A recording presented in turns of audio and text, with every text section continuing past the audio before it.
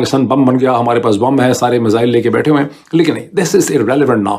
Relevant बात यह है कि हिंदुस्तान ने अपनी मल्टी मोडल स्ट्रेटजीज और हिकमत अमली और मुख्तलिफ टैक्टिक्स के जरिए पाकिस्तान का जो न्यूक्लियर थ्रेशोल्ड का थ्रेट है, जो डिटरेंस है, उसे हिंदुस्तान ने खासा सक्सेसफुली उसमें होल्ड कर दिए हैं। नमस्कार, अस्सलाम वालेकुम, सत श्री अकाल, जय झूलेलाल। मैं हूं जी प्रेम मटलानी और आप देख रहे हैं हालात हाजरा का प्रोग्राम। हकीकत ये है, इब्तदा में आपसे दरख्वास्त है, चैनल ज़रूर सब्सक्राइब करें। दोस्तों, 2 दिन कबल पाकिस्तान में योम तकबीर मनाया गया, पाकिस्तान की अजमत का दिन। वजह उसकी ये है कि आज से 27 साल कबल 1998 में 28 मई को पाकिस्तान ने एटमी धमाका किया था और वो दुनिया की 7वीं एटमी कुव्वत बन गया था। अब वो उसका जश्न मना रहे हैं हर साल। ये प्रोग्राम शुरू में तो भुट्टो ने शुरू किया था 1959 में, जब वो वज़ीर ख़ारजा था। पहले नेचुरल रिसोर्सेज का मिनिस्टर था, बाद में वज़ीर ख़ारजा बना। जब 72 में वो पाकिस्तान का सदर बना और फिर वज़ीर आज़म, तो वो हॉलैंड जाके डॉक्टर अब्दुल कदीर खान को वहाँ से लेकर आया। उन्होंने वहाँ से जो एटमी जो ब्लूप्रिंट्स थे वो चोरी किए और रावलपिंडी के नज़दीक काउटा में खान रिसर्च लेबॉर्ट्री कायम करके वहाँ पर एटम बम बनाना शुरू कर दिया। मतलब यूरेनियम एनरिचमेंट U-233 से U-235 बनाने, जिससे एटम बम बनता है। बॉम्ब के खालिक जो हैं, उसकी जो पॉलिटिकल खालिक हैं, जो पॉलिटिकल मास्टरमाइंड है, वो जुल्फ़िकार अली भुट्टो थे, जिन्होंने 1959 से उन्होंने पाकिस्तान के अंदर इसकी पॉलिसीज़ बनाई कि पाकिस्तान को एक ओवर्ट जोहरी ताकत होना होगा। उससे पहले एटम फॉर पीस किस्म का प्रोग्राम जो है हुआ करता था।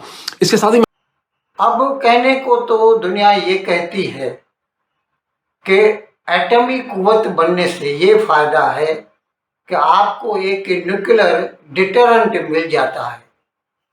यानी उसका मतलब ये है कि कोई दूसरी एटमी कुव्वत आप पर हमला करने से पहले 100 मरतबा सोचेगी कि अगर आपने उसके ऊपर एटम बम से हमला किया तो उसके पास भी एटम बम है, वो भी आपको उतना ही नुकसान पहुंचा सकता है।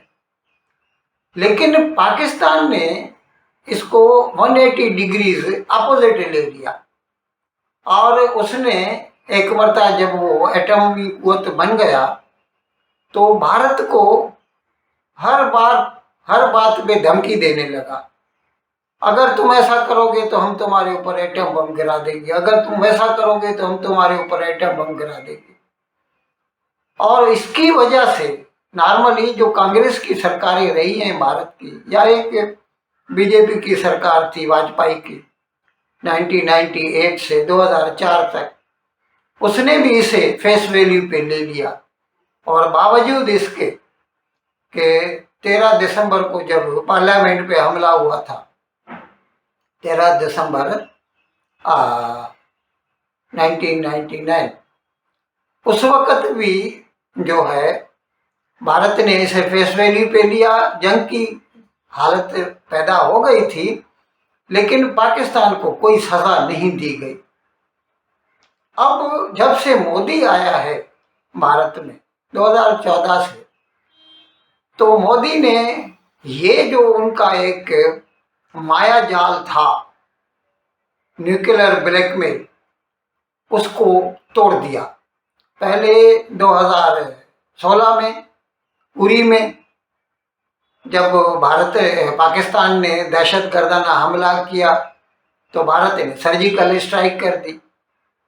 फिर 2019 में जब पाकिस्तान ने पुलवामा पे हमला किया तो भारत ने उसके बदले में बालाकोट के ऊपर हमला किया।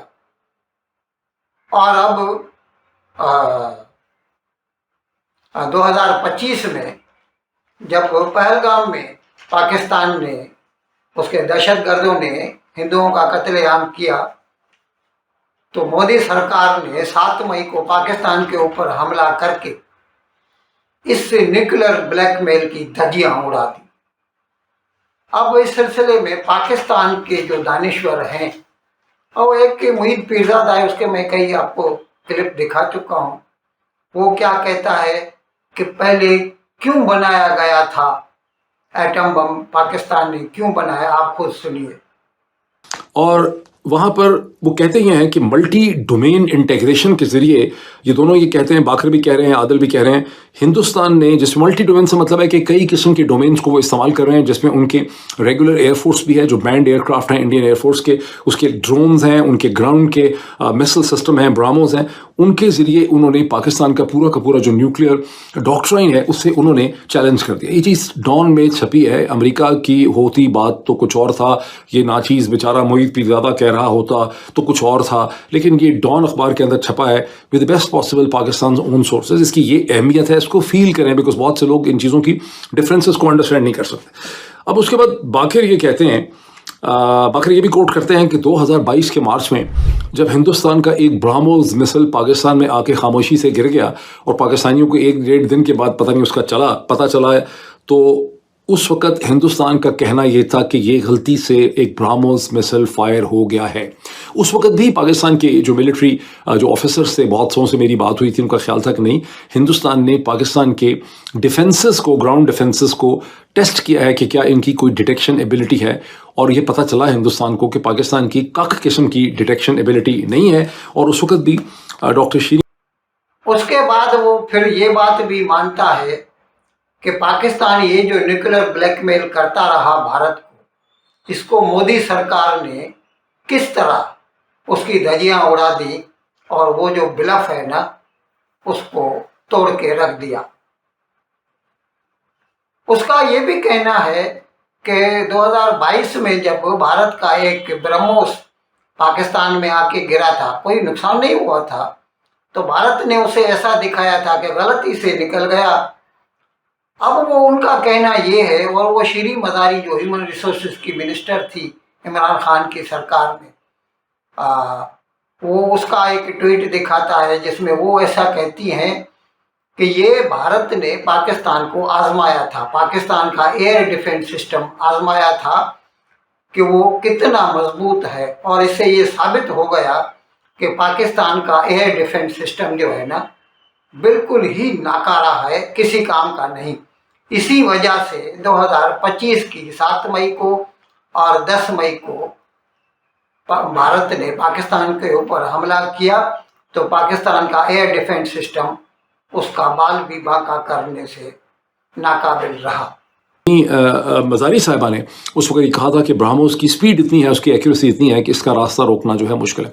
अब आप देख रहे हैं कि in the month of May 2025 में हिंदुस्तान ने सक्सेसफुली, चूँकि वो पहले ही टेस्ट कर चुके थे, इस दफ़ा भी उन्होंने 8 मई को पहले अपने सर्वेलेंस ड्रोन भेजे। उन्होंने देखा कि पाकिस्तान का ग्राउंड डिफेंस सिस्टम सारा का सारा फोका है, वो डिटेक्ट नहीं कर सकता, उसके सारे शगाफ उनको पता चल गए।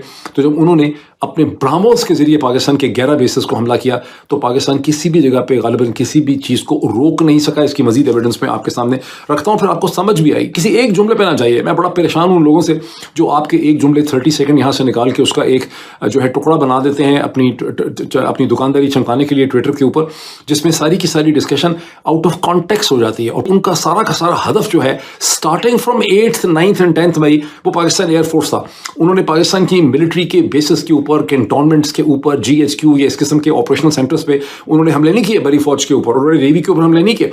उन्होंने सारा का सारा अपना जोर जो है वो इस चीज़ के ऊपर निकाला कि हमने कैसे PAF की जो फाइटिंग एबिलिटी है उसको पंक्चर करना है या हमने उसको रिड्यूस करना है। अब मैं आपको एक बड़ी इंटरेस्टिंग चीज़ जो है वो दिखाना चाहता हूँ। डॉक्टर क्रिस्टोफर क्लैरी, असल में उनका नाम क्रिस्टोफर क्लार्क है, जो अमेरिका में एल्बनी में जो अप स्टेट न्यूयॉर्क है, वहाँ पर एल्बनी यूनिवर्सिटी में असिस्टेंट प्रोफेसर हैं पॉलिटिकल साइंस के। गुज़िश्ता चंद दिनों में जब ये जंग हुई तो इन्हें न्यूयॉर्क टाइम्स ने बारहा कोट किया।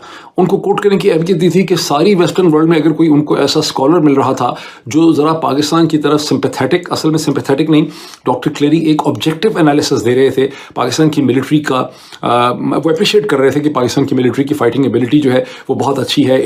आगे चलकर ये मुईद पीरजादा एक वेस्टर्न एक फिलासफर बोले या वार एक्सपर्ट बोले उसको, उसकी बात करता है कि वो वैसे तो वो पाकिस्तान की सपोर्ट करता है हमेशा और पाकिस्तान में उसको बहुत इज्जत की निगाह से देखा जाता है, लेकिन ये जो 4 दिन की जंग ही इसके ऊपर उसने एक राइटअप लिखा है, आप उसको खुद पढ़ लीजिए। और वो पढ़ के सुनाता है और समझाता है कि किस तरह इन 4 दिनों में भारत की फौजों ने पाकिस्तान की धज्जियां उड़ा दी।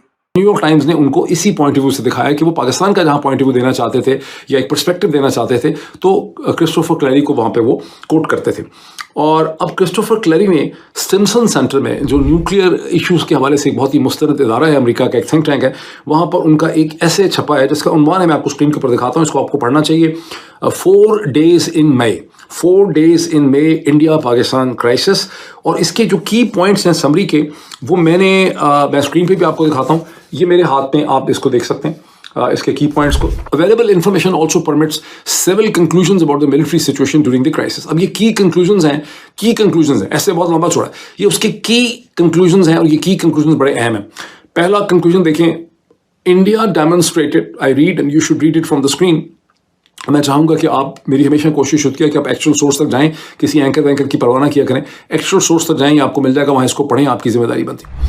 India demonstrated an ability to deliver precise standoff attacks across large swaths of Pakistan on each day of the conflict, but especially May 7th and May 10th. May 7th को उन्होंने 24 मुकामात के ऊपर स्कैल्प और हैमर मिसल्स के ज़रिए उन्होंने हमला किया, और आपको पता है कि सारे मिसल्स उनके जो हैं, मुरीद के हो, आज़ाद कश्मीर हो, बहावलपुर हो, वहाँ वो लगे, स्ट्राइक हुए और उसको कोई डिनाइल नहीं। While Pakistani air defenses likely interfered with or intercepted some attempted strikes, Pakistan has a meaningful and serious vulnerability to Indian air attack. वो कह रहे हैं कि हिंदुस्तान ने ये डेमोन्स्ट्रेट कर दिया, ये साबित कर दिया कि वो पाकिस्तान के सिस्टम को पेनिट्रेट करके अपने मिसाइल दाग सकते हैं। उन्होंने May 7th को और May 10th को ये साबित किया।